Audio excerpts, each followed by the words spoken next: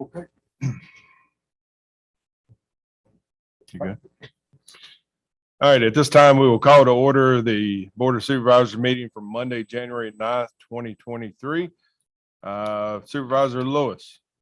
Present. Supervisor Day. Here. Supervisor Ayers. Here. Supervisor Lyons. Present. And Supervisor McDaniel's present as well. We will now have a prayer for the board followed by a pledge of allegiance. Those attending are not required to participate, but if you'd like to join us, please stand. Lord, as we start off our new calendar year, we ask that we be ever so mindful that we need you in all that we do. As we start off by electing a chairman and vice chairman, filling committee positions, and starting to consider our up and coming budget for the year, we ask for your guidance.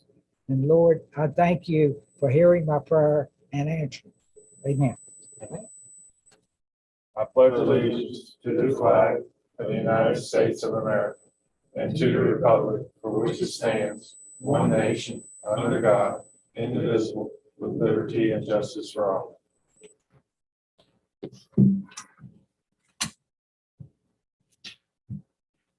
We will hold citizen comments near the beginning of the meeting. We will do our best to take citizen comment remotely. There are two options for citizens to offer comment. To join by telephone, you may dial into one of the numbers listed on the county website. The webinar ID and password are there for your convenience. Citizens wishing to simply view the meeting live or after the fact can do so on the Rockbridge County Board of Supervisors YouTube channel, also available on the county website. If you wish to make a citizen comment as a Zoom meeting participant, you will use the raise your hand feature. You can press raise your hand button at the bottom of the Zoom window or press *9 if you're calling in by telephone. At this time, we will have an election of the chairperson. Mr. Chair, I'd like to make a motion that we elect David McDaniel as chair and Leslie Ayers as vice chair. Is there a second? I'll second. Any discussion? All right. Mr. Lyons, Yes. Mr. Day, Yes. Mr. Lewis, Aye. Ms. Ayers, Yes. and Chair votes yes as well. Next up, we have some standing committee assignments.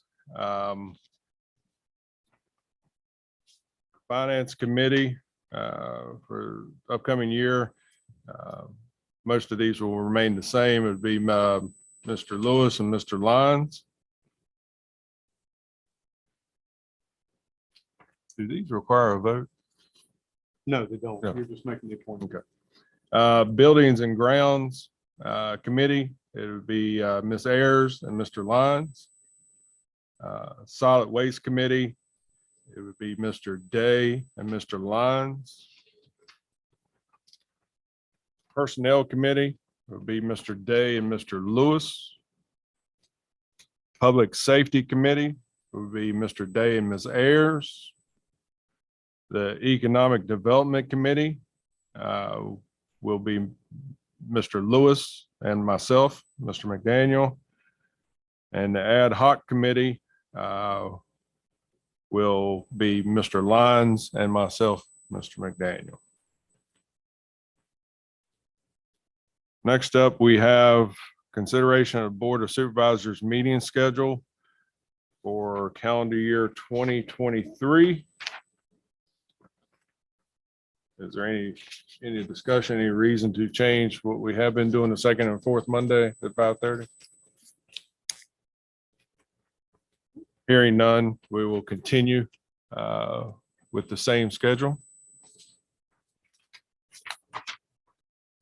Are there any changes to the agenda? Mr. Suter? No, sir. Recognitions and presentations. Do we have anything tonight? No. All right. Citizens' comments. At this time, we'll open up. Is anyone signed up to speak? Yes, sir. We have a Steve Hart, Curse Creek. Hey, Mr. Hart, please come forward. State your name, magisterial district. Steve Hart, Cars Creek. I'd like to have read into the record, and I'll give this to Secretary. We have turned in our vehicle roster this year. I'm only doing this because the system we've built is both bureaucratic and unforgiving, and that really does not help volunteerism. We need systems that are not bureaucratic and are very forgiving, especially if we want folks to volunteer when we all have day jobs and night jobs and family jobs. Speaking of bureaucratic, I will be submitting again my farmer's market event application this month, as I do every year, so it can get approved.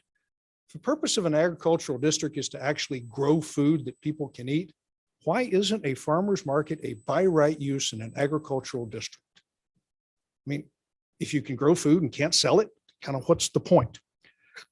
The last thing, when I was here last time, I picked up a copy of the capital improvements program, read through it, just happened to get it that day, didn't come looking for it. I spent an entire summer almost 20 years ago studying this exact problem at West Point and why we were having trouble managing our infrastructure. I've watched both West Point and VMI mess this up bad. Infrastructure tax is the future. You can quote me on that because I'm pretty sure I said that statement. In here, you do have TBD in the annual operating cost, but that level of information, even if you have a number there, is insufficient in making a long-term decision on infrastructure. Many of these things have an impact on janitorial staff. If you add square foot, you add that. They have an impact on your roof maintenance replacement plan. You need to know when that happens. Annual services for HVAC systems, replacement costs for HVAC systems, people to take care of them. All of these things in engineering economy are well documented on how to manage this. Cost flow diagram projected out to the future. You can run it back to net present value if you like. And I would encourage you, when you make these decisions, to demand that level of specificity from the folks that are submitting it for you. I would also like to say, I think a lot of the stuff in here is not mission essential. Lights on a sports field are not mission essential to high school education. They're nice to have. There's a lot of folks in this county going to have to pay their taxes that have to cut back and make do and do without. And for us to ask them to fund things that are not mission essential, I just don't think is right. We want lights on the baseball field, and the baseball booster should have a fundraising campaign and raise enough money to put lights on the baseball field. And while they're at it, they should raise enough money for a maintenance endowment so that the county doesn't get saddled with that. If you don't do both of those things, they'll pay the upfront cost, and then your kids are going to be in this room with my kids wondering, how do we get in this mess when we've got all this stuff to pay for? Thank you. Thank you, Mr. Hart. Is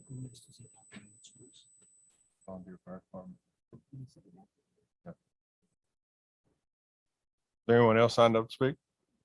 Okay.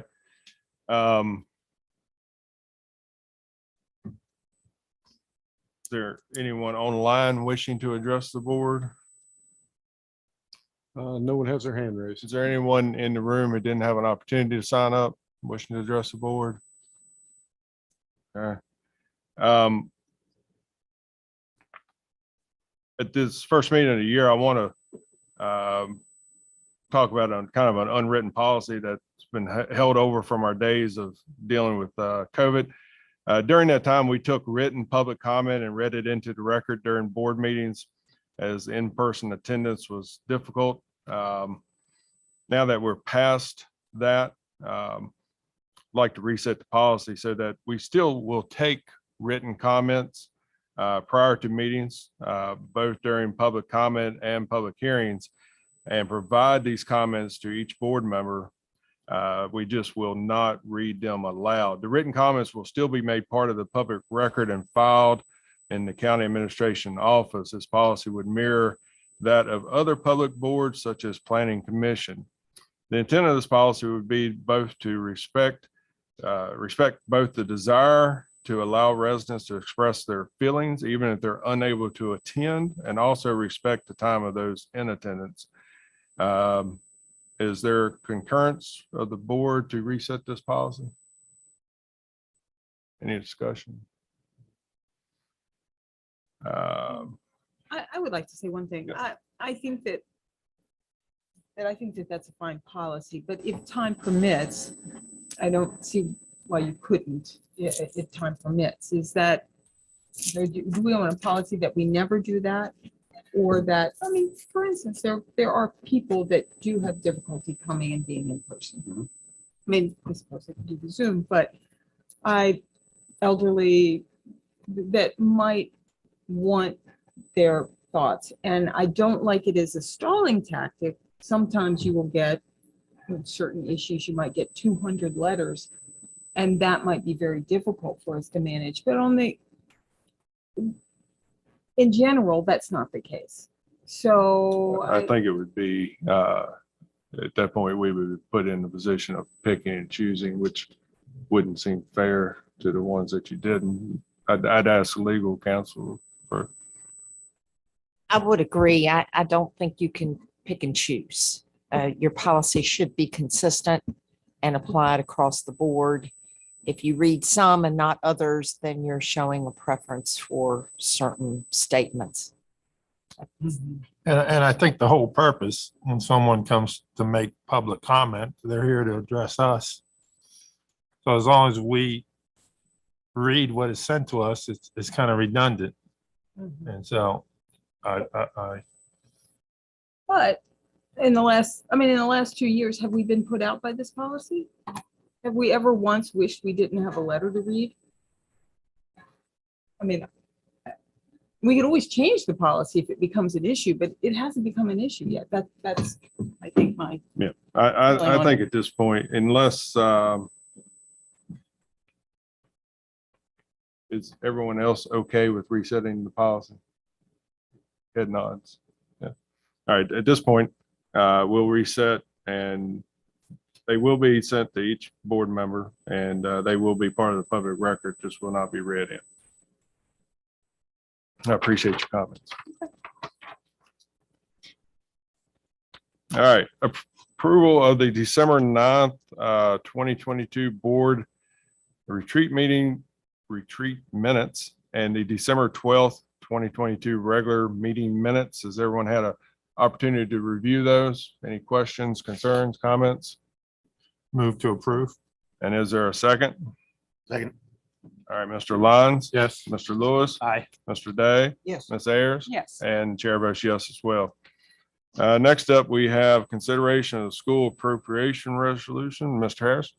Yes, there's a new grant received by the school in amount of 24,500, and that will be for Fund 50.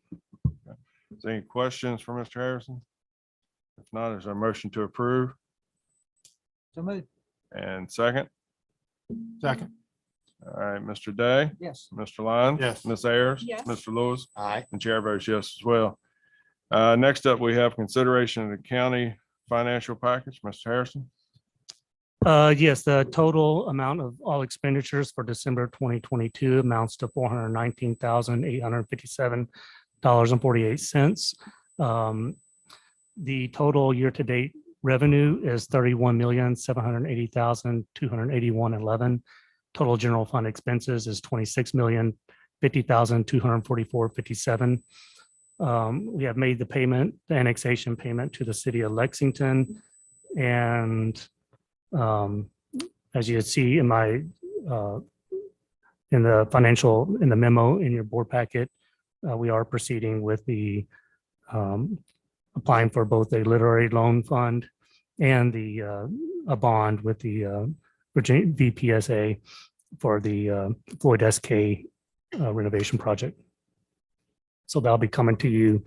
For the literary loan will be coming to you at the next board meeting. Is there any questions for Mr. Harris? Is there a motion to approve resolution? So move. And second? I'll second. All right, Ms. Ayers, Yes. Mr. Day, Yes. Mr. Lewis, Aye. Mr. Lyons, Yes. and Chair votes yes as well. Next up, we have the presentation for the FY 2022 CAFR by Robinson Farmer Cox and Associates. Yes. Miss Sadie Bagone will be the presenter for RFC. Hi, everyone. Thanks for having me. I'm going to give you some highlights and the results of the FY 22 audit from Robinson Farmer Cox Associates. Served on the audit team for Rockbridge County for a number of years now. I think we're getting up to 15 years. James Kelly is actually the engagement partner. And then, he charged me with managing field work this year. So you get a little bit of variety in who's overseeing everything this go around. I've got, do you have the presentation? not, I can just give an overview of the financials. I don't have it, Ashton. I do. Do you? Is this something we can just plug in? Well, you're gonna have to log in to be able to do How it. about I just give you an overview? Chris can probably get it on his. I'm sure they can provide it. Yes, just give us a second. Okay, no My problem. apologies. Sadie, that's No. fine. I should have asked when I got here.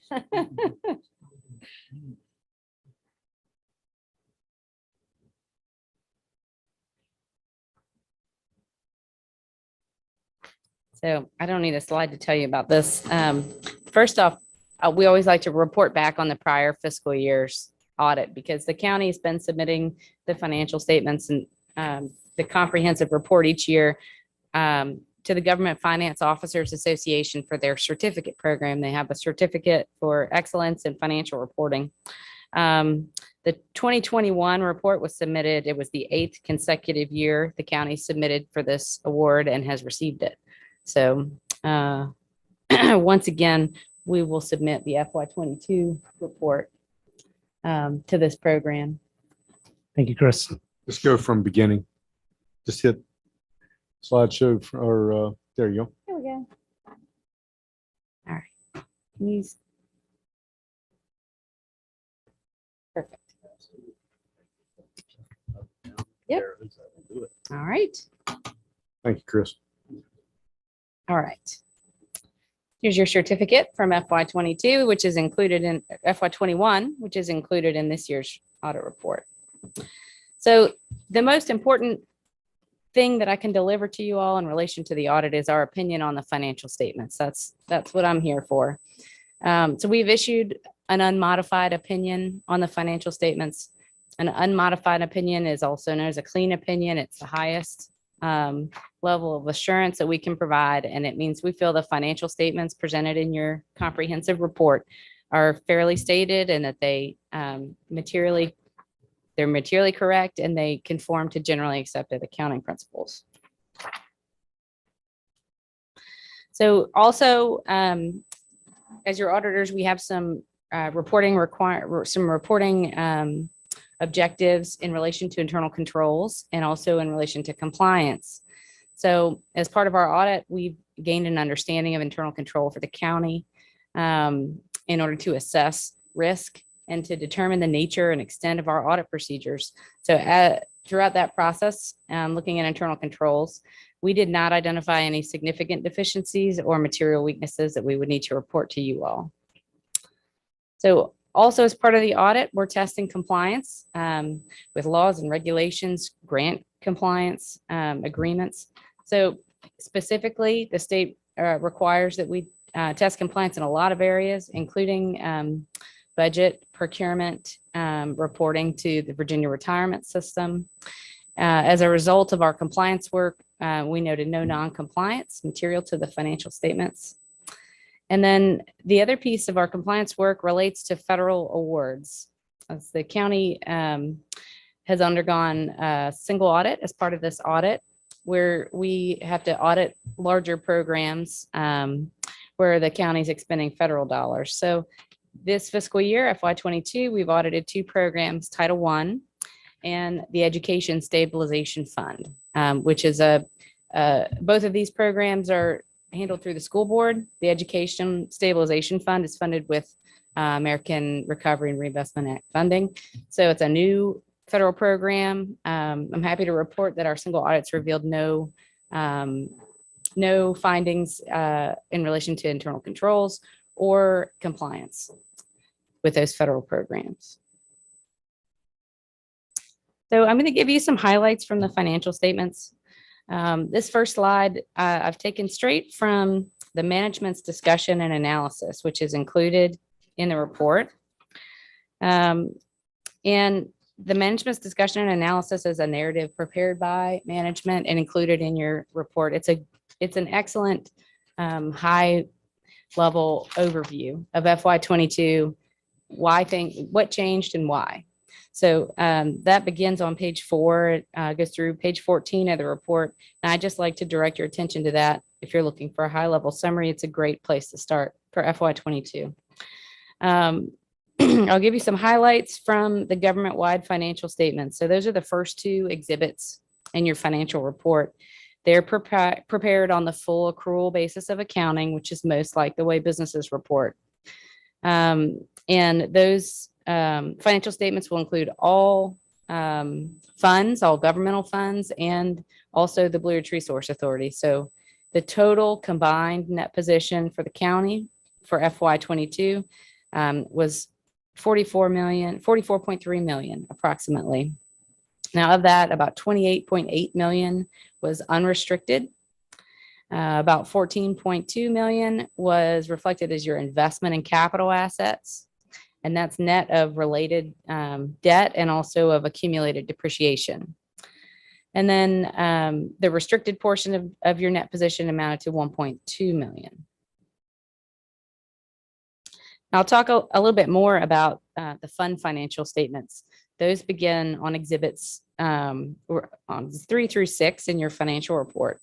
I'm going to step this ahead so you have something to, no, I'm not. So I'll give you an overview here. Your combined ending fund balances for governmental funds amounted to 38.8 million. So that includes the county's general fund, the county's capital purchases fund, and also the school capital projects fund.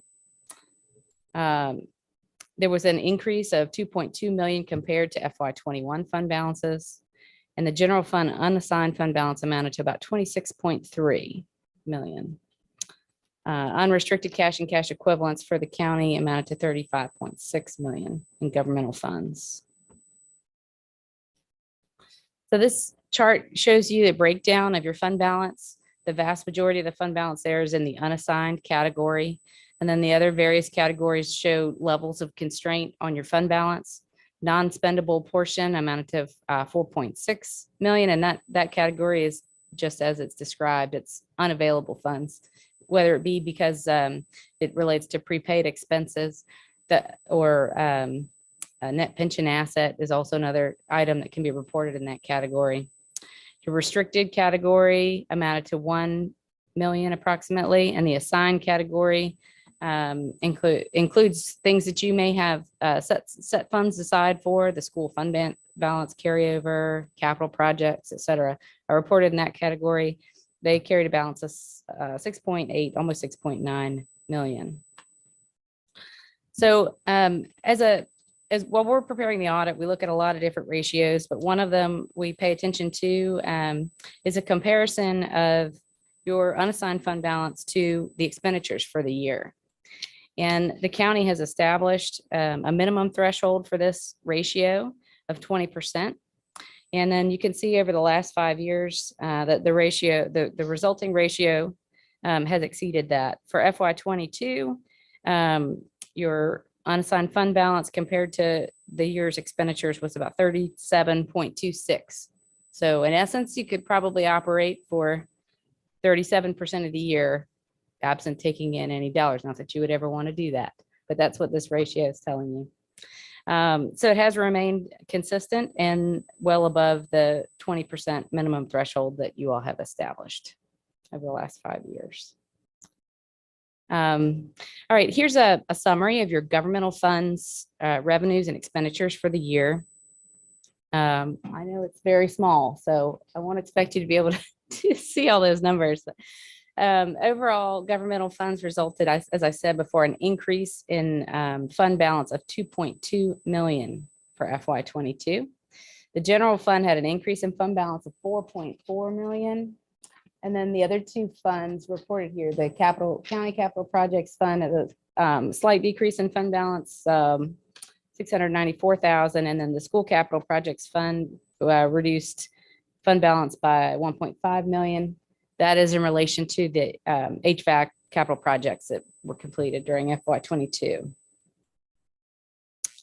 And I'll give you a little bit more in-depth look at general fund only revenues and expenses. So it's a little bit, these numbers are a little bit bigger on the screen. It's a comparison of your final budget and actual for general fund revenues for FY22. So you can see overall revenues came in over budget by about 5.6 million. And primary categories where actual revenues exceeded the budget were general property taxes and other local taxes. Other local taxes seeing the biggest increase compared to the budget, and the county saw strong increases in sales, meals, and lodging tax all during FY22. We'll take a look at the general fund expenditures just in the same fashion, a budget to actual comparison here.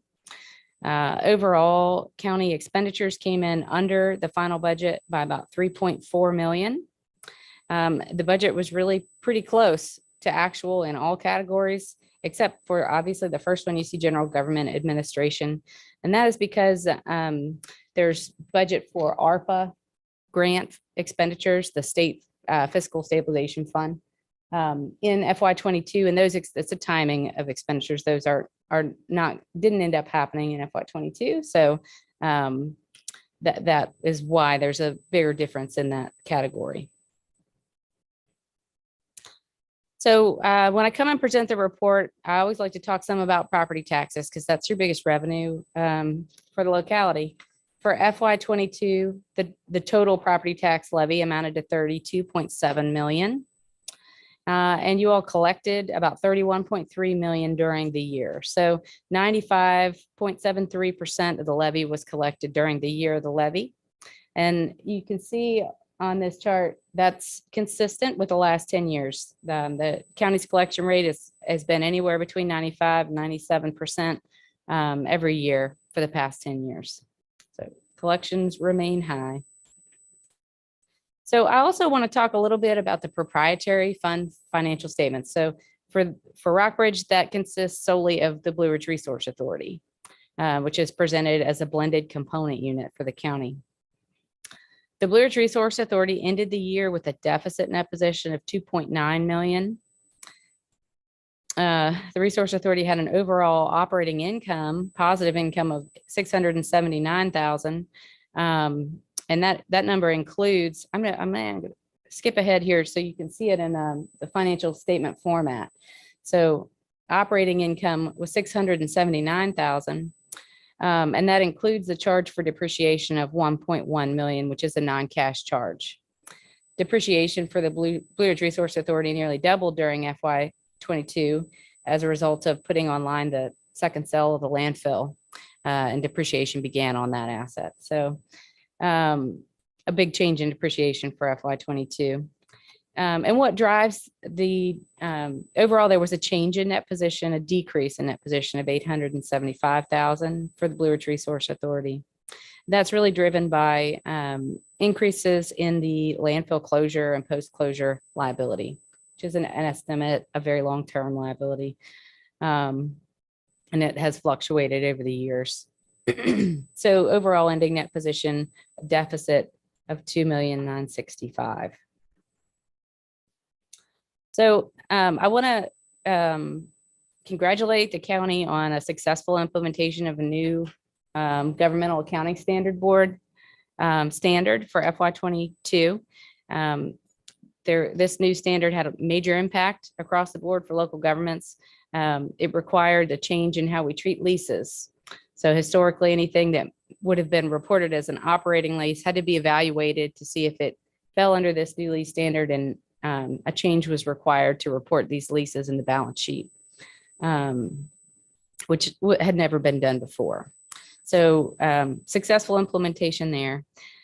We have provided the county's management with a memo of recommendations about upcoming GASB pronouncements. Thankfully, for the first year in a number of years, the new accounting standards that are going to be implemented for the next fiscal year are not sweeping changes. So I'm thankful for that, given that the lease standard had a major impact. We have provided adjusting journal entries to the county. This year, I think our total adjusting journal entries is about 24. which is maybe more than it has been in some years, but this was a year with a new accounting standard implementation, which really made things more difficult. And then I'd also remind you that we're going to submit this FY22 report to the Government Finance Officers Association for that program I discussed in the beginning of the presentation. We're working with the county with the county to get that submitted by the end of the month, and we look forward to presenting next year that you all have achieved that award once again. That is all I have for you today, but I'm happy to answer any questions that you might have. Thank you, Ms. Bergen. Is there any questions, concerns, comments? We certainly appreciate you coming and presenting and the hard work that Robertson Farmer Cox does for us. We certainly appreciate that partnership. Thanks for having me. Thank you. Also, I'd like to thank Mr. Harrison and Mr. Suter and other people within the county for doing such hard work to keep our financials strong and straight. At this time, we will skip forward to item number 20 under public hearings. Diego Prada and Jessica Kalish. Sorry if I mispronounced that. Wesley Chapel Road, Lexington, Virginia, application for a zoning map amendment to rezone a parcel of land from general residential R1 to zoning district to the agricultural and general uses A2 zoning district. Mr. Sladen? Yeah, so bear with me here. I'm gonna share my screen.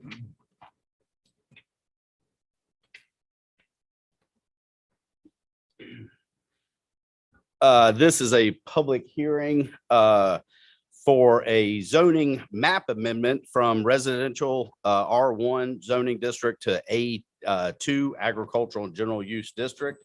A little bit of details on the property. The property under consideration is owned by Diego Prada and Jessica Kalish, further identified as tax map number 88-33-6.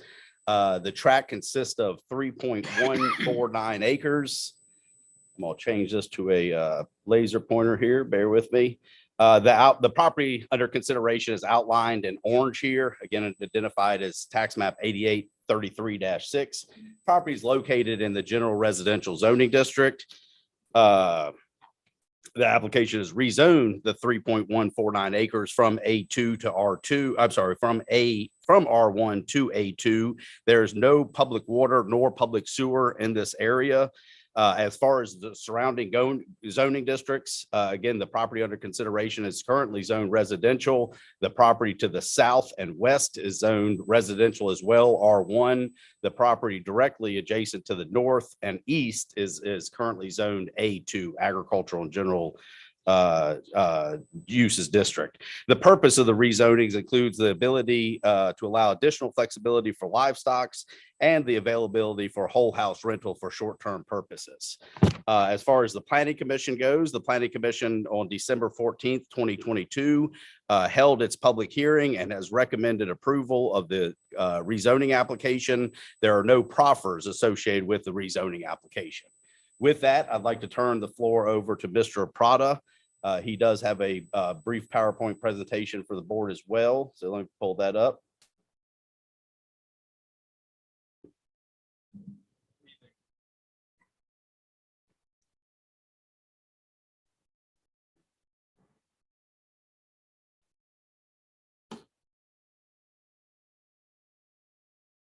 Up and down arrows. You're good to go. How's everyone doing tonight?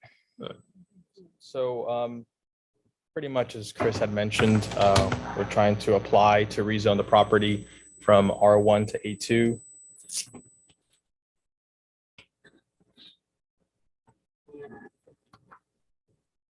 This kind of just goes over everything he already mentioned. The adjacent property is what they're zoned as of. I'm here to give you guys that information. This is the plat map for Collins Park. I don't know if this works or not. Yep. The property here is parcel 6. As Chris had mentioned, the property to the south of us is R1 and to the west is R1. but north and east, it's zoned agricultural at the moment. Geographically, the plot, even though it's part of the subdivision, it's kind of separated by a ridge, and you cannot greatly see those other properties from that property. You see more of the agricultural side, not the residential side. The access for the neighboring properties are all through Romans Way, which my property does not have access to. So I can't even go in through that subdivision. I still have to go through Wesley Chapel, and all those properties on Wesley Chapel are agricultural on that way in. Oh, sorry. The proposed building plan would be one property. As you see here, with a driveway just extending up to the property. You have the setbacks per the agricultural zoning requirements. Right now, we're already clearing the brush and any invasive brush, trying to maintain that agricultural appearance, just make the property look a little bit more welcoming, but not really disturbing much of the foliage there. We're not going to be doing any land clearing of any mature trees. So we'll keep that buffer between the adjoining properties. I'm currently working with VDOT and a contractor. They had pulled the entrance permit with VDOT. The current entrance to the property is a little unsafe with the line of sight. We're extending that line of sight to promote the maximum amount of safety and braking distance for oncoming traffic onto Wesley Chapel as well. It's not really relevant to the rezoning, but something that, you know, we're working on the property. And that's all. So thank you for your consideration. So any questions for Mr. Prada? Thank you. Appreciate your presentation.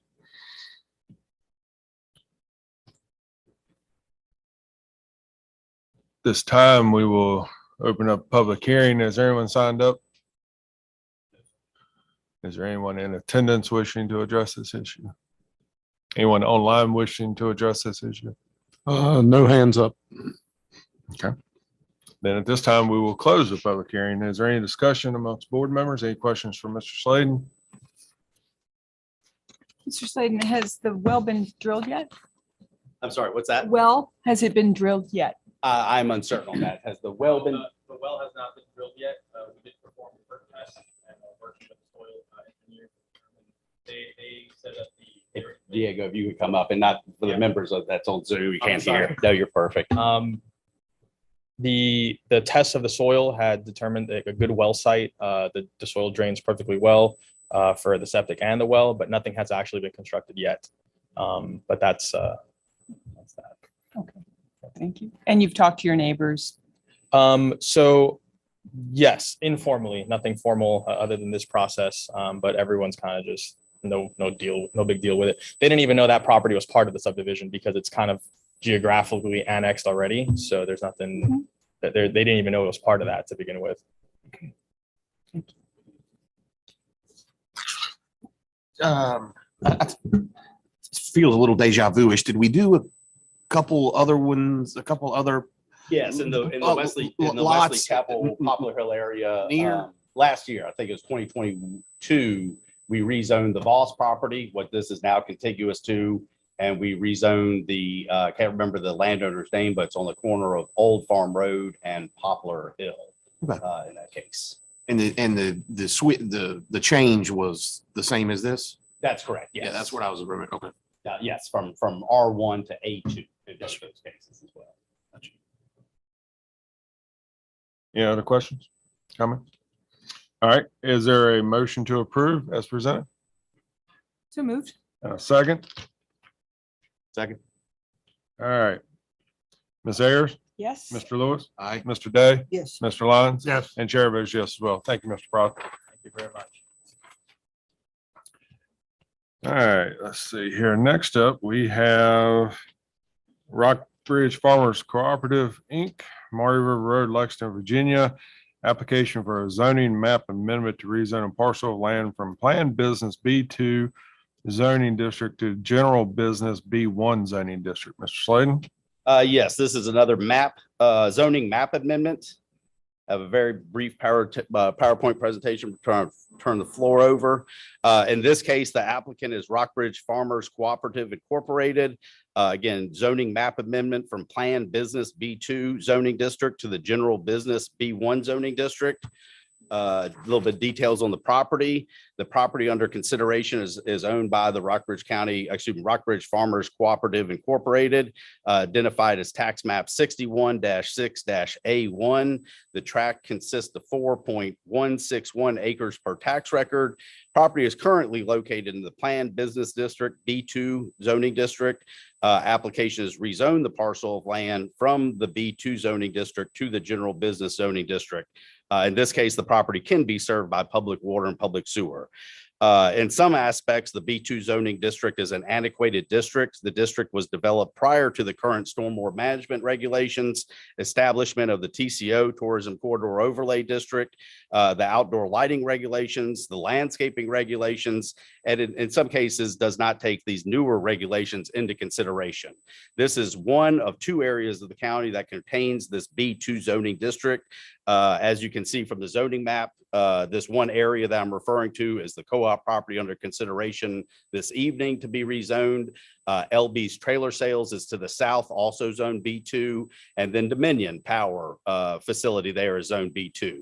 There's another somewhat unusual area of land associated with the Horse Center's holding on that side of the road that's also B2.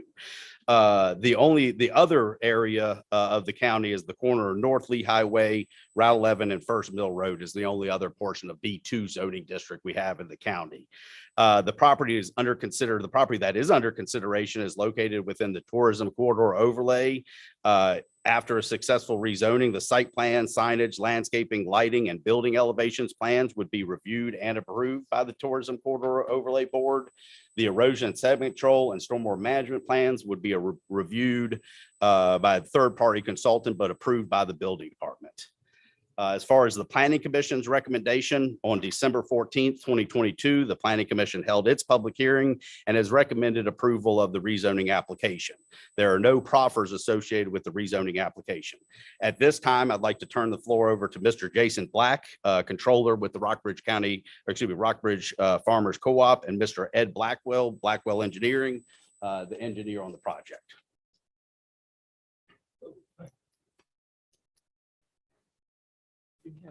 I didn't, yes, sir. Yeah, just bring that up. Yeah.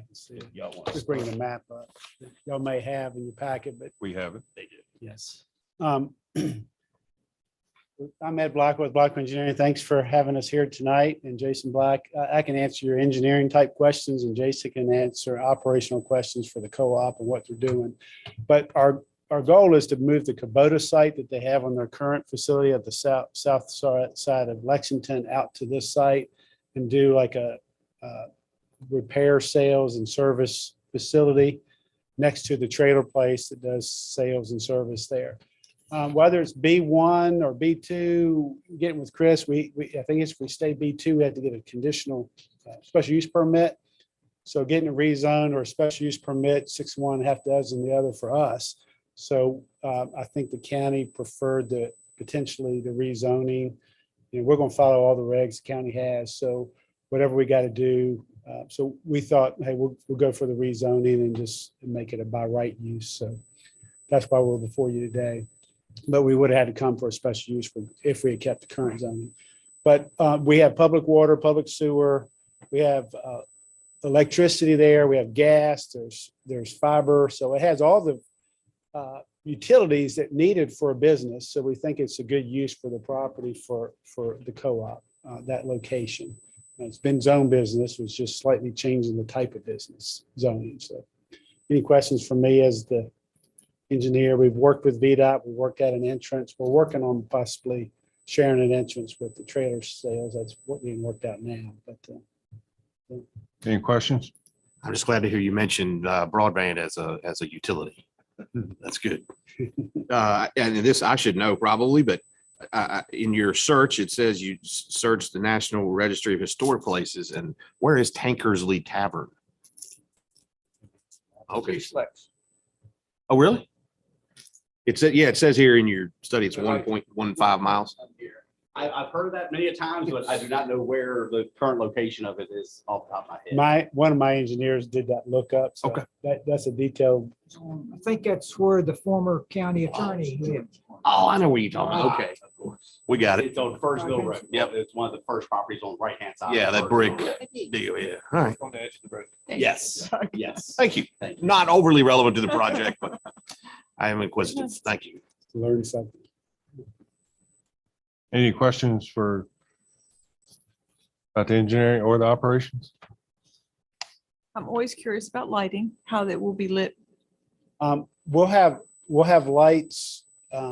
It's typically in the winter, we may be open in the morning or early evening or late afternoon for lights, but you're not planning on being open at night per se, to even No. need. We'll have some security lighting. I'm sure it's gonna have to conform to the lighting standard that typically we are 8 to 5.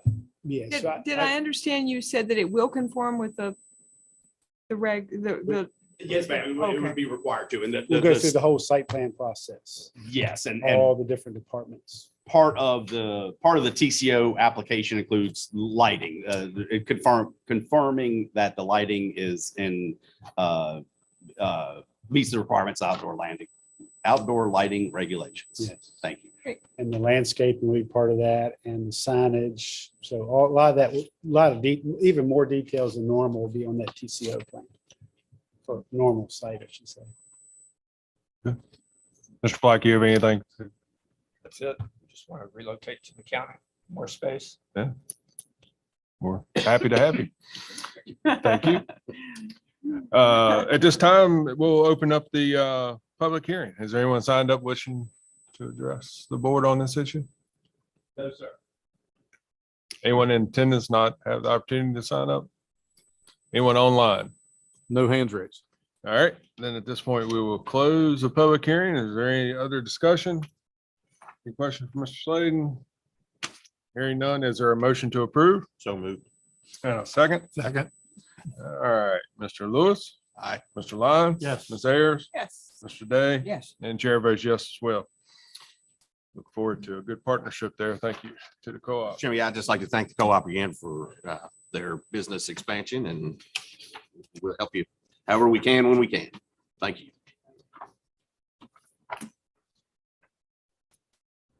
All right, next up, we have Glenn Kugler, 58 Willow Lake Loop Briefing, application for special exception permits, special event venue in the agricultural transitional zoning district. Mr. Sladen? Yes, unlike the other two zoning map amendments, this public hearing is associated with a special exception permit located in the agricultural transitional zone, the AT zoning district. Mr. Glenn M. Kugler is the landowner. Details of the property under consideration is owned by Glenn M. Kugler, further identified as tax map number 28-8-8. The tract consists of 19.45 acres per tax record. The property is located in the agricultural and transitional zoning district. Per section, special events are used by special exception in the A2 zoning district. The special exception proposal itself, per section 603B.03-20 of the regulation, special events are used by special exception in the AT zoning district. Applicant, of course, is Mr. Glenn M. Kugler. The existing building identified as the soda shop on the plans will be utilized for the special events. In addition to the soda shop, plans include the addition of an open air pavilion to the left-hand side of the existing barn. If you're looking at it, the applicant is aware that amplified music cannot be associated with the open air pavilion. There's existing accessory building, quoted as the barn at Willow Lake on the property has been converted into living area. That was done without the proper building permit approvals. The building department is aware of the modifications and will be working with the applicant to review what improvements were made and determine what permits will be required moving forward. The Planning Commission on December 14th, 2022, the Planning Commission held its public hearing and has recommended approval of the special exception application with the following conditions. Number one, permit is limited to no more than 26 special events per year. Number two, substantial compliance with the concept plan prepared by the applicant titled The Barn at Willow Lake, dated November 14th, 2022. That was included in your package. Number three, a 6-foot privacy fence to be installed and maintained by the barn at Willow Lake within 6 months of approval date along the common property line to the east between Kugler parcel, again, 2888, and the property currently owned by Samuel A. Lunsford and wife, further identified as tax map 28-3-10A. Number 4, a single row of Leland cypress trees, cedar trees, or spruce trees or comparable evergreen will be planted within 6 months along the common property lines to the south, and that would be between the Kugler parcel and lots 25, 26, and a portion of lot 28 in the Willow Lake subdivisions. Planting shall be 3 or 4 feet at the time of planting. All existing and proposed perimeter vegetation to be maintained in a healthy condition.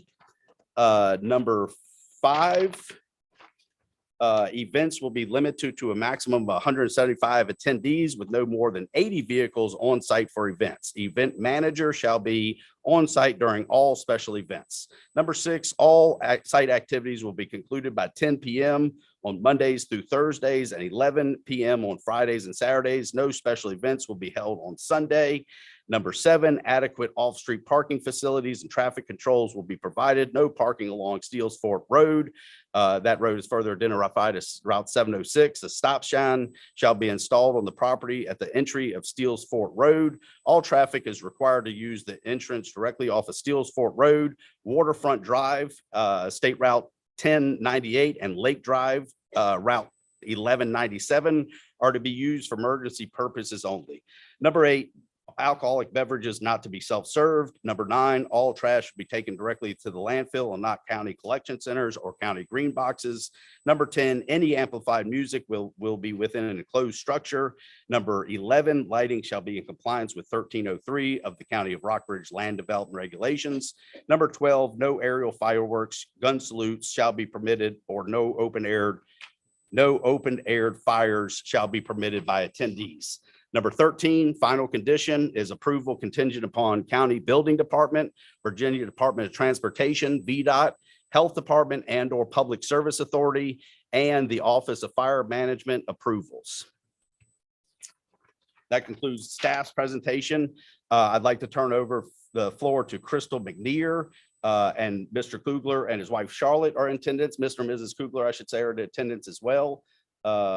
With that, I do have your PowerPoint presentation as well.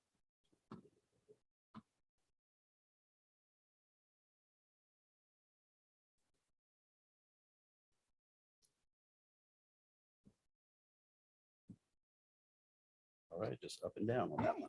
Thank you. Hello, my name is Crystal McNear. I'm the property manager at the barn at Willow Lake. I want to thank you all for your consideration and time tonight. The barn at Willow Lake is currently being operated as an Airbnb at 80A Willow Lake Loop in Racine, Virginia, under a Rockbridge County short-term rental permit.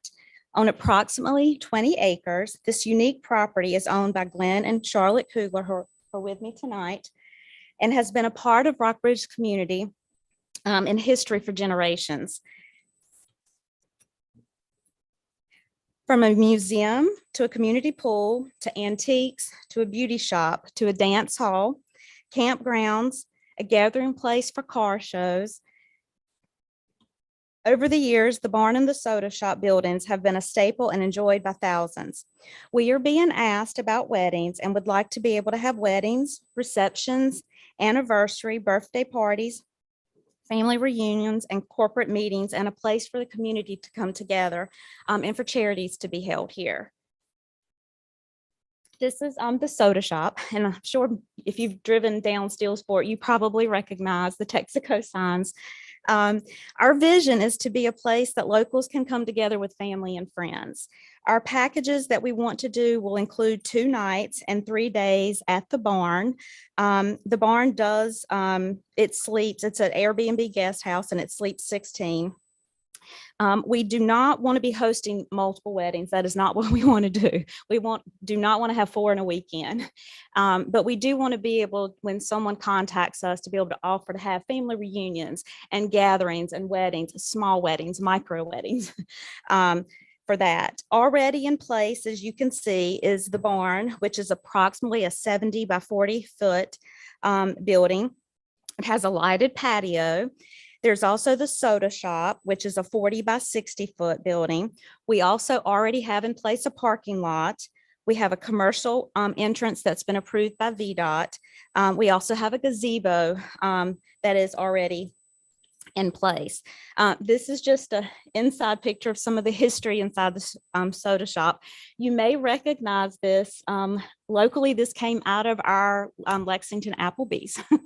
So it's a part of our history. It truly does. It's rich in history and nostalgia. It transports you back in time to a place where vintage toys and iconic Americana collectibles. It's to a time when music filled a jukebox and classic hot rods reigned the roadways. And we truly do want to be a place where local people, businesses, and restaurants, a part of our community can come together. We want to support our veterans. My husband is a disabled veteran. Mr. Glenn is a veteran. We also are very passionate about foster Rockbridge. I have a foster daughter, so it's something that we do want to support. Both my girls are heavy in Young Life, so we would like to be a place where Young Life can also come together and use, and of course, local fundraisers. So just to kind of show you a little bit about the place, this is our commercial entrance. We do have multiple bathrooms. The soda shop already has a men's and a women's bathroom in place. But of course, we can get porta johns as needed. Our peak season, we want to be from April to October. We already do have a stop sign. I think you can see it in the picture.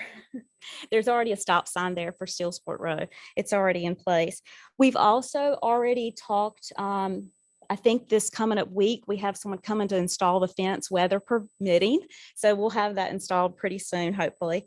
And then the trees can be planted after the fence is installed. Pretty much I have listed already, just to reiterate that, trash will be taken to a landfill, no amplified music. We do want to build in the future. And I know that Chris kind of showed you some of the area overview where you can kind of see, I think this diagram, let's see, is the pointer working? Yeah, there's the parking lot area. And then this building here is the soda shop. This red square is where we would like to build a covered pavilion in the future. So we know we have to get permits for that too. And let's see here, we've already had approval from VDOT and Fire and Rescue has already come out and approved. We've already put up exit signs. We've installed all the signage and everything that we needed to have. And this is just an example of the covered pavilion that we would like to build and poured concrete. This is our entrances. We do have a private entrance where the coolers reside. And then, of course, we do have signage for parking, and we plan to get even more signage for the parking lot. And I think that's kind of it. Yeah, I think so. Is there any questions? Is there any questions for Ms. McNear? Thank you for your presentation. Oh, thank you so much.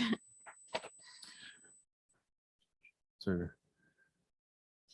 this time we will open up public hearing. Is there anyone signed up wishing to address the board on this issue? No, sir. Oh, it's currently signed. Is there anyone online wishing to address the board? No, sir. Anyone in attendance not able to sign up? Okay. At this time, we will close the public hearing. Is there any discussion on the matter? Any questions, concerns, comments? All right, hearing none, is there a motion to approve? And a second? Second. All right. Mr. Day, Yes. Mr. Lewis, Aye. Ms. Ayers, Yes. Mr. Lyons. Yes. And Chair votes yes as well. Thank you. Look forward to attending events there. Thank you. All right.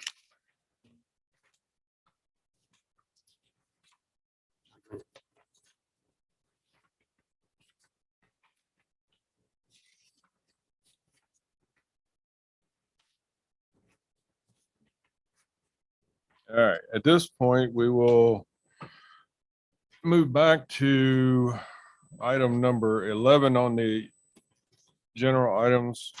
agenda. Consideration of provisional adoption of the FY 24 through 28 capital improvement plan. I believe this is Mr. Harrison. Yes, the one change we made from this version and the one that was presented to you at your board retreat was we have removed a utility truck from Parks and Rec at the request of the Parks and Rec director, who had given it more thought, and in his analysis that the benefits, the costs outweigh the benefits. So he asked for it to be scratched. So I did remove that. And just to be clear, just as a reminder, for the new human resources building, we've made a lot of progress on it. It's up to 2. It will change a lot whether the state agrees to participate or not. That changes the numbers quite a bit. Either way it goes, we would have, if we don't have the final numbers before you have a public hearing for final adoption, then we will postpone it till next year. So I just want to bring that to your attention. Again, this is only provisional adoption. Is there any questions for Mr. Harrison? Just a clarification, it is the human services building, not human. Yeah. We both say that all the time. Thank you. That's all right. Any questions, comments? Is there a motion to approve as conditional or provisional? And a second? Second. All right. Mr. Day, Yes. Mr. Lewis, Aye. Ms. Ayers, Yes. Mr. Lyons, Yes. and Chair votes yes as well. All right, next up, we have consideration 24-hour rescue staffing carryover from 11/28/22. This is Chief Ramsey. Mr. Chairman, members of the board, as a continuation from last meeting, before the holidays. Let me get the right folder here.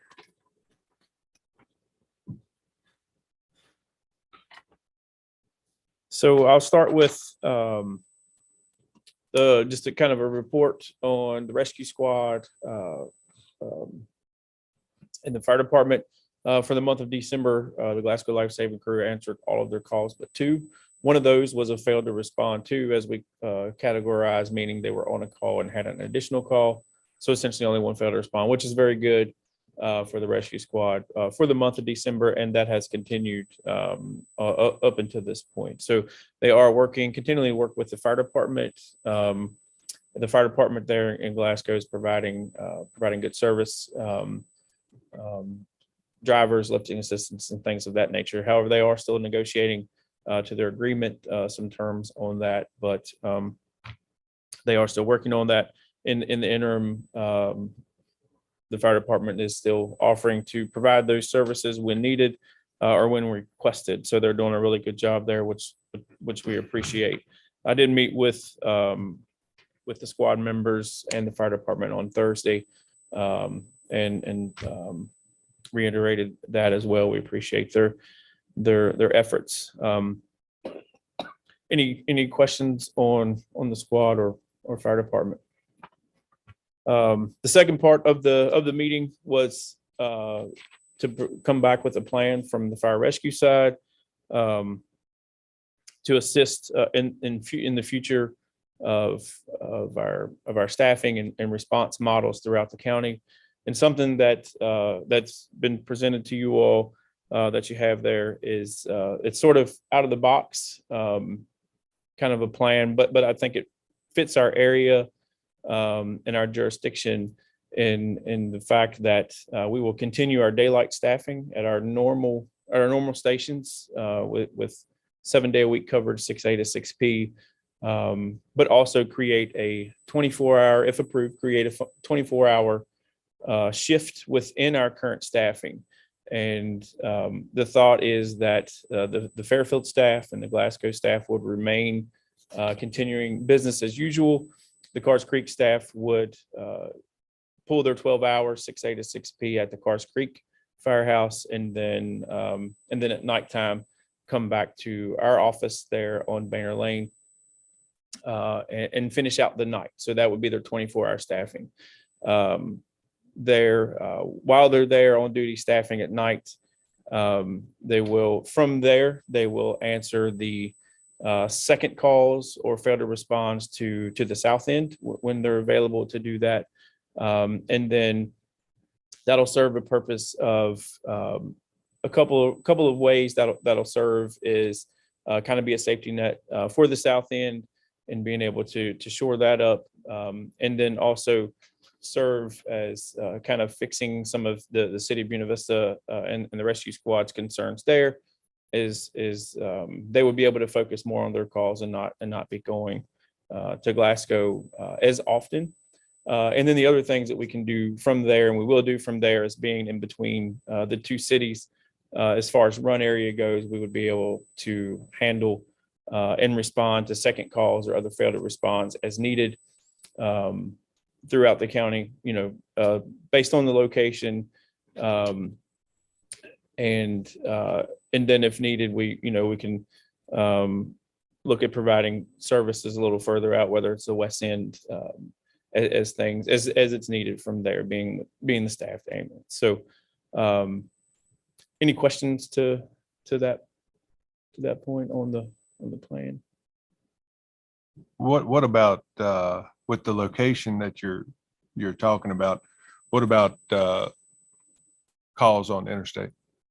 So the calls on the interstate, we would definitely, as it stands right now, handling the second calls, we would be automatic. If there's a need for two ambulances, we could look at being first due on the interstate. One of the things that when I presented to the Public Safety Committee back last week, one of the things that I wanted to be cautious on is to not be expected to have a first due area or a first call area, simply for the fact of one of the other stipulations, and I kind of failed to mention that I was going through. The other part to the proposal with the staffing is that we would continue to monitor the data of the rescue squad, Glasgow Rescue Squad, and if they would get to a point of 15% fail to respond on their first call, then we would kind of come back to the table, consider moving the staff to the south end at that point. Since we have been here a couple of times, and we want to make sure that service continues. And obviously, come to the board, Public Safety Committee and things like that, but also know that that's for them as the data so that everyone's got a clear picture of where we're going to go. So with that being said, to kind of answer your question, we would just have to be cognizant of putting things in place while we're there, but should we have to move somewhere to be able to revert back to? Well, I understand that. However, I mean, as long as the Glasgow Rescue Squad continues to do as they did during the month of December, if we're going to be staffing an ambulance, I want them answering calls. I don't want them just sitting there waiting for a call to potentially happen. So sure, they need to run. And if that is, Route 60, if it's a small area, that's fine. If it's interstate, but they shouldn't be sitting there waiting for a potential call to come that may never come, is my point. Yes, sir. Understood. I don't have a whole lot of data to support what kind of run response they would get from that particular area right now. But I do know, based on our history and how our system runs, I can assure you that we'll have plenty to do, and we can certainly look at well, even with this proposal you're talking about, it probably wouldn't be able to start until April 1st, right? Yes, sir. That's where that's what the request is. Yep. April 1st. So I mean, you've got time to track down that data and sure, bring absolutely. it back. Yeah. Before we get too far, I know there's a couple of members present. I'd like to say thank you to the Glasgow Rescue Squad for stepping up and answering the calls. Only one missed call is outstanding. Really appreciate it. I know the citizens appreciate it as well. And I'd like to thank the Glasgow Fire Department for helping out as well. I think both organizations have come together and recognized the need, recognized the issue, and both are addressing. It is paramount, Glasgow Rescue Squad and all, that communication with Chief Ramsey continues and is done both ways. Communication has to continue there. You mentioned just a minute ago about the 15% failure to respond. My only question with that is, and I understand that there, this is not a November 2022 issue. It's an issue that has sprung up from time to time over the last couple of years. I get that. But I just wonder if we need to be very clear. We're looking at the squad's overall failure to respond, but we're really focusing in on at 6 p.m. to 6 a.m. when the volunteers are in control of that, right? Yes, sir. So that we need to be clear that that's what we're focusing on, what that 12-hour failure to respond rate is. And what concerns me a little bit is, I know the squad doesn't have a lot of members. They're doing the best they can with what they have. But if, one or two members happens to get COVID or something and can't respond to calls for a week or so, that's kind of out of their control, and that's really going to skew those numbers. I think by month to month looking at that, certainly we should look at the data, but I think before we make any type of gesture to move the ambulance or anything, to me, it should be over like a 3-month trend. How are things going over a 3-month period as to what that percentage is? And I don't know what the rest of the board members feel about that, but I feel like if you shorten it down just to 1 month, there could be an issue outside of the squad's control that I don't want us to jump just because it's 1 month. If there's a trend there, then I would prefer to see something like that. If there's a reason, a very good reason why those, I think everybody, I don't think Chief Ramsey would feel differently. Right, than right, that, for than sure. you, than that. Yes, I agree with that. Yeah, and that's something that we can, I think that having that bar set right there, so we've got to, have those conversations and knowing when, if we get to that level, we can have the conversation with the leadership. And if that truly is the case, I feel certain we would probably know that just by being in communication and work with staffing available. That gives us a little more flexibility to handle situations like that and be able to provide assistance. Well, and moving forward, if this proposal is adopted, once you have that crew, if that situation were to happen, communication between the squad and you could move that ambulance to that area for that week or whatever that they're down a few members and cover. That's why I just want to be clear. It's not a 1 month issue. It's not you did fabulous during the month of December. We just got to keep that going. It's not, all right, we did good. Now we can forget all this in the past. It just got to keep it going. That's the main thing. Absolutely. And we'll work with making sure that we communicate on that. So that's kind of the plan. Now, what it would take to make that work is hiring of 3 people to add to the staffing levels to make that. And I presented the numbers, estimated numbers. And then if we start April 1st, a couple of reasons for that is to allow us time to make the space available. And then it's much easier quarterly for this year's budget to figure that out. A couple of things at the office that we're requesting, obviously, to create some bunk rooms there. One of the rooms, we would create a bunk room / it'd be like a multi-purpose style room that could be utilized during the day for EMT testing, things like that we typically use the office for. There's another room there that is currently pretty much earmarked for storage. All of the EMS training supplies is in that room, which has become rather full.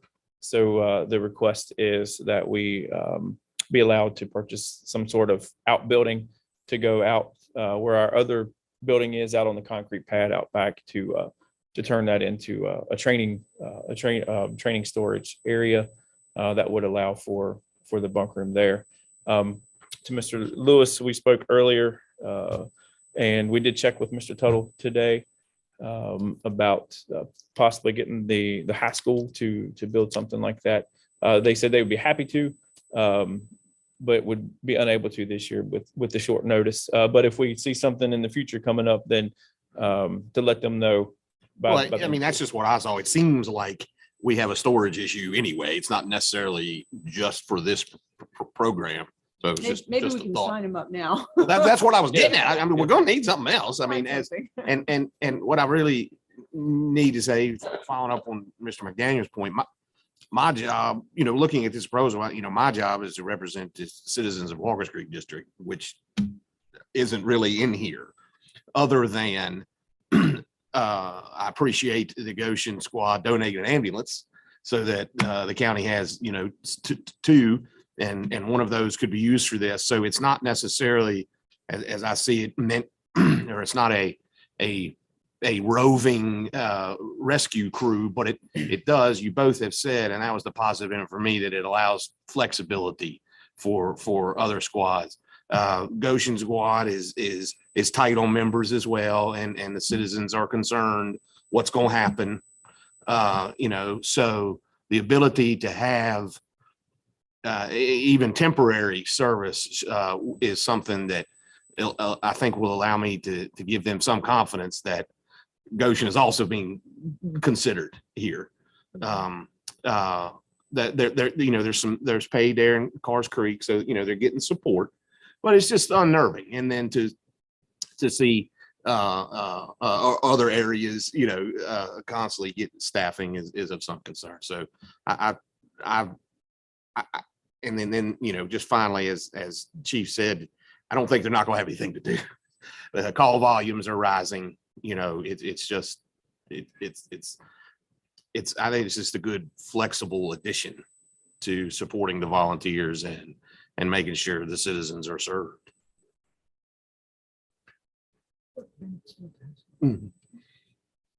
And to Mr. Lewis's point, I think that's important that we all realize that this is a way of supporting the volunteers. And this is a way of helping our citizens. When they call 911 for assistance, somebody is coming to answer the call.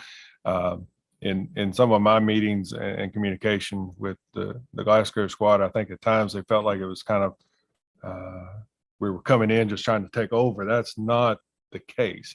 We just want to ensure that calls are answered. We have to. And whether they're answered in Glasgow or Goshen or Fairfield or wherever, I see this as a positive for the county overall, because it can be, while the location may be right there at the 911 center, potentially it could be moved around as needed. But then again, important word here, communication between the various departments and you needs to be, hey, we've got a couple people out of town at a symposium, or we've got a couple people that have come down sick. And, that communication just has to be thorough and all the time, both Yes, ways. Absolutely. Then the only other thing with the bunk rooms, the storage, and then we would need to make some modifications to our essentially our kitchen area. Right now, we don't have any range or any way for them to prepare food, and that would be one of the things that we would be requesting of installing a range with a hood in in that area. It would not be nothing elaborate, just something we would, get something local here to make that work. So There's a microwave in there. there is a microwave, yes, sir.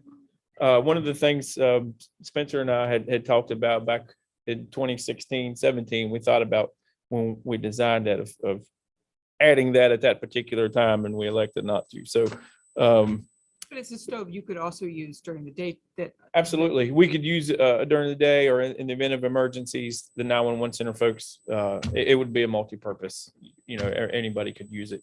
during emergencies with the EOC open or anything like that. So could be used for any of the stuff would be used at any time for anyone.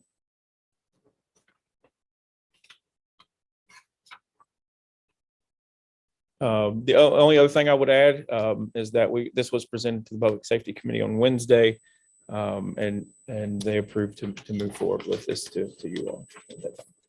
Has the finance committee reviewed it? Have y'all? Not yet. Okay. Haven't had a chance to. We have not, yeah. I mean, I just saw it Friday or Thursday night.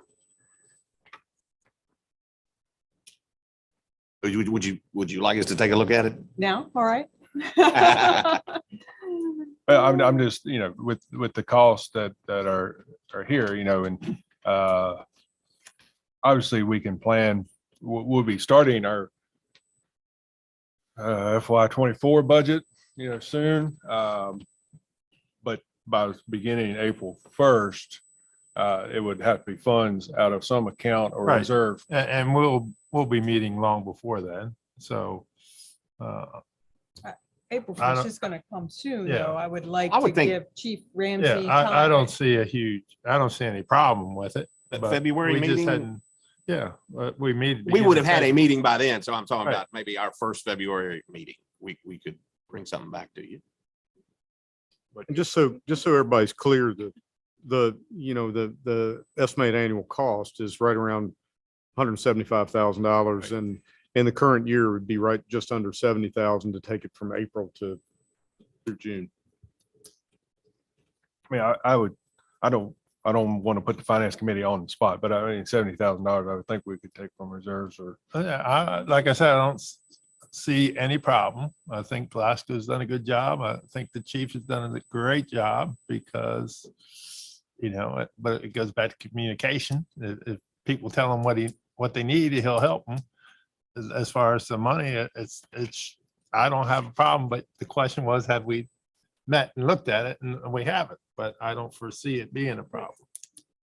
But it's an elegant solution, and we certainly have the money in the reserves. And I would like to give Chief Ramsey the go-ahead. We've been fooling around with this issue, and a lot can happen in a month. And I would like to, if you would consider that, if finance Well, would consider that, that would. I would suggest that someone make a motion to fund that Out of starting reserves? April 1st, and then between Ashton and the finance committee, we'll find the money. And I mean, it's not a difficult thing. You're not putting anybody on the spot. When will the hiring be done? Because the addition to the building, the rearrangement and all that, I mean, that could be used in many ways, not just this.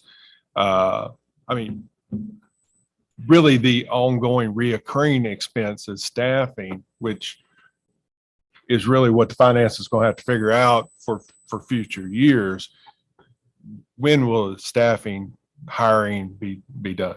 Yeah, so the staffing, realistically, we would like to have the staffing on board about a month ahead of time. So that would play a little bit into the latter part of the third quarter. That's a very good point. And just simply to be able to get them onboarded, trained, precepted, and ready to go by April 1st. So we do have applicants that are waiting for phone calls to set up interviews. So realistically, a month in advance was what would, by March, into February, 1st of March, Okay. depending on the quicker we can offer jobs, the quicker they can then give their 2-week notice and get on board, and then will allow us to train. You get them certainly would precepted. have a better selection if you had more time, or at least, yes. So, and when is the finance committee's next meeting? Yeah, just to throw that in there, I for the budget implications that are here, this is not insignificant, to the budget. I guess I'm feeling a little, I've had 4 days to digest and ask some questions, which I've done, but I don't know that I'm comfortable saying let's go right away without just getting to. I understand. I will. I mean, say, you, and I forgive believe me, the Jay. committee work and you guys have had Yeah. the benefit of that. And I just, Exactly. And I will say, and I understand your concerns about Goshen. This is an area that's been recurring in my area, a lot of calls, concerns. The other thing is that I would really like to be, hiring is not, we know that we were moving towards this in some fashion for a while now. And so I understand that this is one of the primary things we do for our citizens. And I think it's an unbelievable, very good, elegant solution for us right now. And I would like to make the motion. You guys can shoot it down, but I would like to make the motion that we move forward with this. And if the finance committee comes back and says, oops, we're out of money, we can't do it, I would like to then we could reconsider. Would that be awkward for you? Ken, I'm sorry. I would say Make it's- them, That's a motion. Actually, Ashton, would you like to say something about uh, this? if I may suggest, the finance committee is, at least the current finance committee has been excellent at meeting whenever Spencer and I request it. So if we could, we can prepare an appropriation resolution for your next meeting on the 23rd of this month. And I'm confident Mr. Lewis and Mr. Lyons will accommodate a special meeting between now and then to bring a recommendation to you on the 23rd. If you want to hold off on 2 weeks. Okay, would that mean that we would still need to wait another 30 days for him to be able to go forward? No, it would mean that the finance committee would come back with a recommendation for our next meeting, which would be in 2 weeks with how to fund the request. So All I right. know you just made a motion, but Yeah, if you I'm could, I'm happy if we found a solution and that we are, given that we've just heard the information tonight and I'm thankful for you and Mr. Day and your work on the Public Safety Committee to bring this forward to us. For the rest of us, if possibly we could, the finance committee could meet, the finance committee could make a recommendation as how to fund it.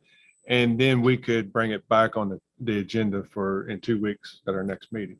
Mr. Chairman, Yes. I'm comfortable enough that there's enough work involved with a task of this undertaking that whether it happens now or a year from now or whenever, it's work that's got to be done. And I think Chief Ramsey and his staff could fill up 2 weeks pretty quick preparing for this in anticipation of hopefully getting to a solution and seeing if this is something that can be done. So I don't think it would hold us up too much. The thing you don't want to do is go out and advertise for staff. That's the thing you don't want to do. But I think if you're starting in April, I don't think 2 weeks would hurt us too badly if you had to wait 2 weeks to advertise. Although, I'm throwing it out there. That was a question.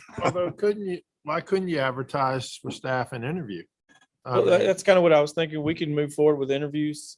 We have folks waiting. Heidi had sent over a couple of applications today that we received today. So I think we can still move forward with interviews and be ready to make offers. Right, because in Monday, 2 it's weeks. going to take 2 weeks to get interviews done. And just because you get an interview doesn't mean you're offering a position.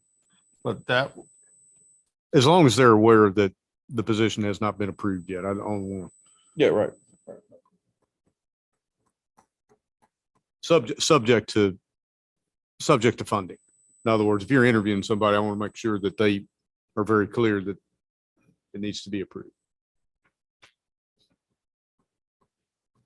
So you had made a motion. Are you willing to withdraw your motion at this time, or would you like to proceed? as long as I'm confident this is not going to hold you up, you could start your interviewing process, then I'm okay with withdrawing it. Yeah, we can start the interviewing process and just, if approved in 2 weeks, so we can make offers on that following Tuesday and go from there. Mr. Day, did you have anything? I think I had a question for the county attorney. Can a motion be made to go forward with this and not authorize, but tell the finance committee to approve it and Mr. Harrison to come up with the money? It can be. Yes, sir. Is that your motion? No, I'm just kidding. Yes, that's my motion. We direct the finance committee to approve it and Mr. Harrison to come up with the funds.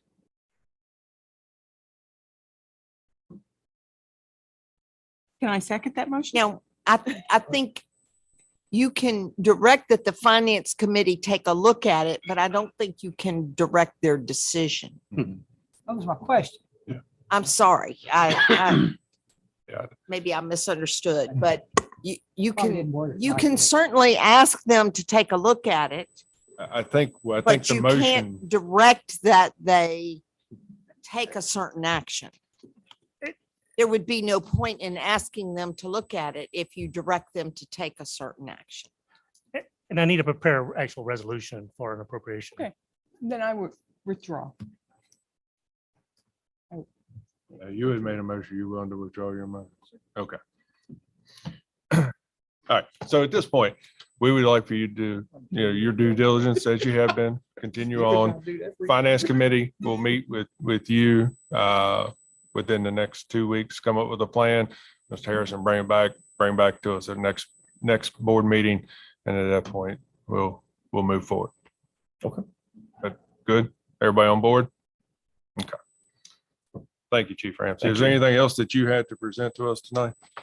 Yes, nothing else on the staffing. But I do have the next item on the agenda, which was the consideration for public hearing on the county code chapter 14 modification. Again, as recommended by the Public Safety Committee to bring this forward. We actually discussed this back in the fall, September 2022. A concern was presented to the board or to the committee, county administrator, about non-emergent transports within the county of not allowing potentially life-threatening or life-saving measures to be taken. And one of the ways that we wanted to work on that is to amend the county code to allow clarification that would allow such, if something was coincidentally witnessed, drove upon, then the non-emergent transports within the county would be able to stop, render aid, do what they need to, and provide that care. So with that, a draft had been looked at, reviewed, presented by Ms. Huffman to bring forward to the full board for public hearing recommendation or public hearing for modification of chapter 14. Any questions for Chief Ramsey on that? This is just the schedule public hearing. This to set a public hearing. Is there a motion to do so? And a second? Second. All right, Mr. go ahead. Mr. Sudi, did you have something to add? I'm No, sorry, I just have all wanted to these say that this also was, and I might have missed it while he was, Chief was presenting, but this was also reviewed and approved and recommended by the Public Safety Committee. All right, so we have a motion on the floor. Mr. Lyons? Yes. Ms. Harris? Yes. Mr. Day? Yes. Mr. Lewis? Aye. And Chair votes yes as well. Thank you, Chief Thank Ramsey. All right, next up, we have appointments for calendar year 2023. Let's see here, we have the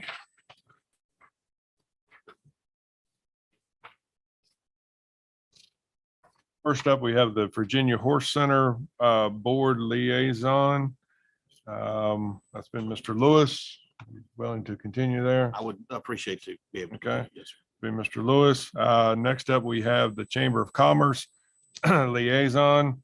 That's been Mr. Lyons. Are you willing to? Yes, that's fine. Okay. Next up, we have the Economic Development Authority, which really, we do not have a liaison for that anymore. Last year, when we made the Economic Development Committee. That committee serves as liaison to the EDA. If I'm not able to attend, Mr. Lewis does and vice versa. So really, we do not need the liaison to the EDA anymore. That will be served by the Economic Development Committee. Next up, we have the Regional Fair Board Liaison. In the past, that's been Mr. Lyons, but Mr. Day has agreed to serve on that moving forward. We appreciate that. Next up, we have the Blue Ridge Resource Authority, the annual appointments. Let's see here. We have Mr. Lyons, Mr. Day, Ms. Ayers, and myself, as well as we have an application for the Walkers Creek District. Mr. Truxell and Mr. Lewis, would you like those with Mr. Truxell? Or anything? Yeah, I mean, there's not a whole lot more to add from what's on his application, but just a nice young man I know. Turns out Bob knew his father, we think. So there's a couple generations there, but he's a farm manager for some beef farms, and he obviously has some himself, and former Marine, lives up Millersburg Parkway. Good. Nice guy, willing to serve, and he knew Mr. Wells, so there's some continuity just for what that's worth. But I would ask y'all to support him, and I think he'll be a good asset. Now, is that an appointee that I can make, or does that need to be voted on by the board? These are all voted, the Okay. next two. All right. So can we do them all at once? Okay. All right. So the slate would be Mr. Lyons, Mr. Day, Ms. Ayers, myself, and Mr. Truxell. Is there a motion to approve that for the Blue Ridge Resource Authority? And a second? Second. All right, Mr. Lyons? Yes. Mr. Lewis? Aye. Mr. Day? Yes. Ms. Ayers? Yes. And Chair votes yes as well. Next up, we have the Rockbridge Regional Jail Commission Annual Appointments. For those, I'm on that commission, then Mr. Ed Hoskins on the commission. We're both willing to be reappointed, and also the other appointment that you may recall was Mr. Jeff Schaefer. He is represented from the town of Goshen. His term is still in effect because, as you might recall, this past fall, you amended the jail agreement to make the town appointments a 3-year term. So he'll have 2 years left on that term, so you don't have to reappoint him. So we're looking for a motion to appoint Mr. Suter and Mr. Hodgson. So move. And a second? I'll second. All right. Mr. Lyons? Yes. Mr. Day? Yes. Ms. Ayers? Yes. Mr. Lewis? Aye. And Chair votes yes as well. Is that all of the appointments? The only one, The Plan Committee? yeah, the comprehensive plan committee. And I wasn't sure if you all had enough time to discuss that, how you'd like to do that. And it could wait to the next meeting if you wanted to, or if someone's ready to be appointed, to do that as well. Are we doing one or? It's a committee, so it would be two Suggestion members. would be two. And I haven't had an opportunity to speak with the other board members, so if we could wait till next meeting, that would be good. If you're interested in serving on that, please contact me as soon as possible. Do they need to be 2 board members, or does that? Yes, that is the requirement. Again, this is a result of discussion during the December retreat. Just again, to have some board input, planning or comprehensive plan is a very important process, and it provides some direct interaction with staff. Everything that comes out of that committee would certainly be reported back to the board. Remind me yet again when the deadline is for our comprehensive plan. Okay. Our goal is to do it by the end of 2023. Mr. Slayton, if you could, please come forward here. what type of schedule do you anticipate for your meetings with this committee or? I would say monthly meetings or monthly or bi-monthly at minimum, I would assume. Okay. During the day and evening, does? I'm flexible. I think most of your committee meetings are during the day if I recall correctly. So that would certainly work with my schedule or flexible on that. Okay. All right. Anything else that? the No, management- we talked about at the horse center that day, but really moving forward, I think it's imperative to have this committee moving forward with not only the comprehensive plan, but also a liaison between the essentially Office of Community Development and the board, the Board of Supervisors as whole. Because once the comprehensive plan is done, and again, our goal is to get it done by the end of 2023, there's 101 things on that list to look at after that. So I So hope, it I will hope be this a is a board- start for a long-standing committee. Yes, sir. Understood. Understood. All right. Monthly staff reports. Has everyone had the opportunity to review those? Any questions, concerns, comments? I forgot to mention one thing during my staff report, sir. Ms. Hall, she said she should have which election judges and how much to pay. We tried our best to make sure we pay them as soon as possible to thank them. And so there's a good chance we will be paying those out of cycle to make sure those election judges get paid. I'm sorry, who are we paying? Election. The Election poll officials. workers. official polls. Yeah, agreed. Please do. Yeah, That's tomorrow, correct? It is, and we don't, it's out of cycle because we don't know who all is going to be working and Sheila Hall, the registrar, needs to turn in basically the time that everybody worked, who to pay, but we want to get them paid as quickly as possible because we really do appreciate the folks that do that. We don't want them to have to wait on their check. Getting back to staff reports, any questions, concerns, comments? we approve. Motion to approve. Is there a second? Second. All right, Mr. Lewis, Aye. Mr. Lyons, Yes. Ms. Ayers, Mr. Day, Yes. and Chair votes yes as well. Any other board comments? All right. At this time, then, we need to move into closed session. See here. Just need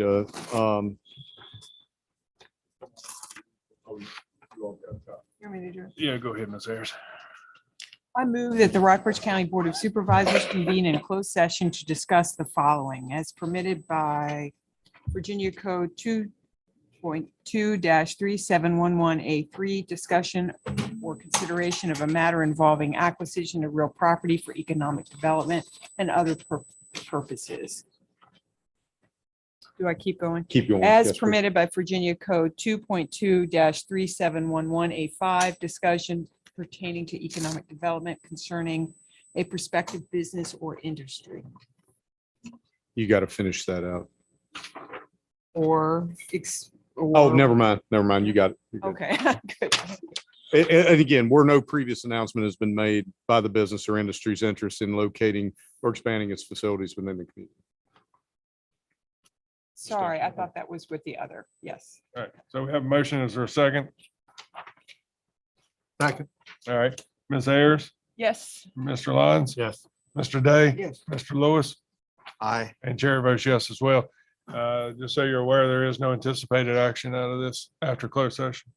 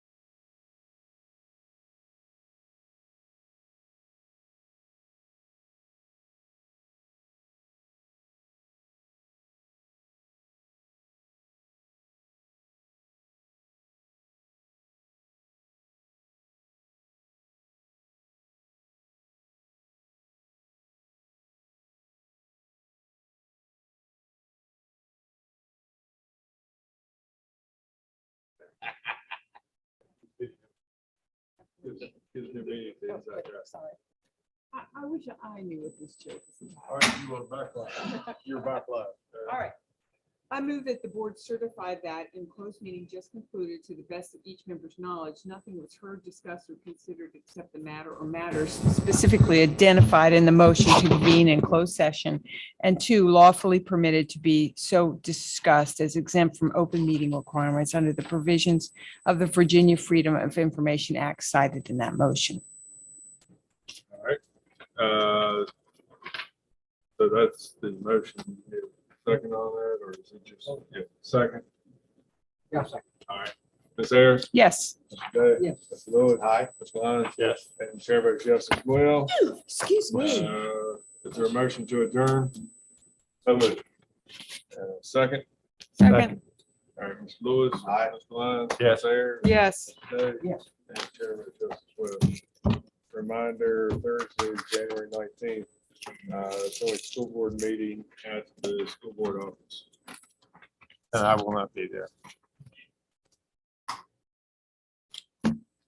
Thank you all. It's not basketball yet. I have 3 meetings.